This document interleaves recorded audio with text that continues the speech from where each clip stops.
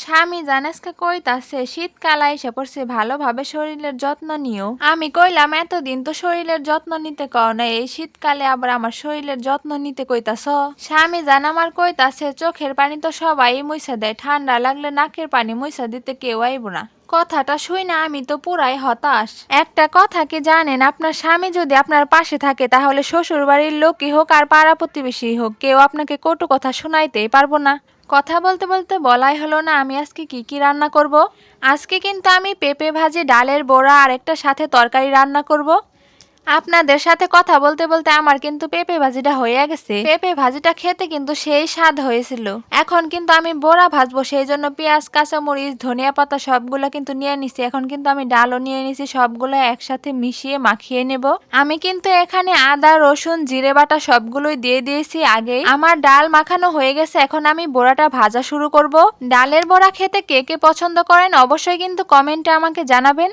আমার কাছে কিন্তু ডালের বড়া খেতে খুবই ভালো লাগে, আমার স্বামী জানো কিন্তু খুবই পছন্দ করে ডালের বড়া।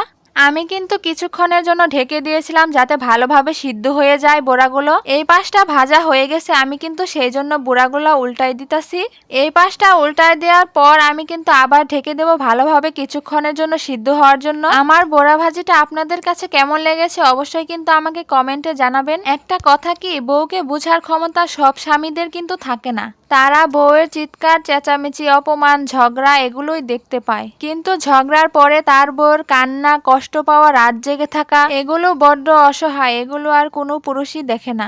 আমার কিন্তু বড়া ভাজিগুলো হয়ে গেছে, ভাজাটা কিন্তু অনেক সুন্দর হয়েছে আর অনেক মুচমুচে হয়েছে, খেতেও কিন্তু অনেক মজা হয়েছিল। দেখেন বড়ার কালারটাও অনেক সুন্দর হয়েছে। আমি কিন্তু এখন তরকারি রান্না করব, সেই জন্য কিন্তু আমি মাছগুলো প্রথমে ভেজে নেব। আমার মাছগুলো ভাজা কিন্তু হয়ে গেছে, এখন কিন্তু আমি একটা পাত্রে উঠিয়ে নেব। এখন কিন্তু আমি তরকারি রান্নাটা শুরু করে দেব, এই জন্য আমি কিন্তু সবগুলো মশলা একসাথে দিয়ে এখন কিন্তু আমি ভালো করে কষিয়ে মাছগুলো ছেড়ে দিলাম। মাছের সাথে মশলাগুলো ভালো করে কষানো হলে তারপরে কিন্তু আমি তরকারিগুলোও ছেড়ে দেব। এখন কিন্তু আমি ভালো করে নেড়েচেড়ে তরকারির সাথে মশলাগুলো ভালো করে মিশিয়ে নেব। আপনারা রান্না করতে কে কে পছন্দ করেন অবশ্যই কিন্তু আমাকে জানাবেন। আমি কিন্তু এখন কিছুক্ষণের জন্য ঢেকে দেব সিদ্ধ হওয়ার জন্য। আমি কিন্তু অনেক ঝাল খাই, সেই জন্য আমি কিন্তু মরিচের গুঁড়া অনেক বেশি করে দেই। দেখেন তরকারিটা কিন্তু আমার অনেকটা কষানো হয়ে গেছে। আমি কিন্তু তরকারিতে বেশি ঝোল রাখবো না। আমি কিন্তু এখন ঢেকে কিছুক্ষণ জাল করে নেব, এরপরেই কিন্তু আমার তরকারিটা হয়ে যাবে। আমার রান্নাটা আপনাদের কাছে কেমন লেগেছে অবশ্যই কিন্তু কমেন্টে জানাবেন। আর আমার ভিডিওটি ভালো লাগলে অবশ্যই ফলো অ্যান্ড লাইক দিয়ে আমার পাশে থাকবেন।